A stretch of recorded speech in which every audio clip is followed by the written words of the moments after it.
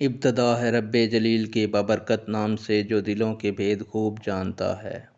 السلام علیکم پیارے ناظرین و سامعین، آج کی میری ویڈیو کا عنوان ہے نماز فجر اور مغرب کے بعد کون سی ایسی دعا ہے جس کو پڑھنے سے اللہ تعالیٰ اس شخص کو دوزخ سے خلاصی عطا فرمائیں گے۔ پیارے دوستو، رسول اللہ صلی اللہ علیہ وآلہ وسلم نے ارشاد فرمایا ہے کہ نماز فجر اور نماز مغرب کے بعد کسی سے بات کرنے سے پہلے اگر 7 مرتبہ یہ دعا پڑھ لی جائے تو اس دن یا اس رات میں اگر کوئی مر جائے جس نے دعا پڑھی ہو تو اللہ تعالیٰ اس شخص کو دوزخ سے ضرور خلاصی عطا فرمائیں گے۔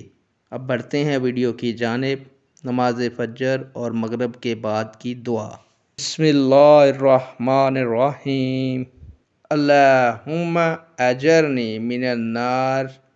ترجمہ: اے اللہ مجھے دوزخ سے محفوظ فرما۔ صدق اللہ العظیم۔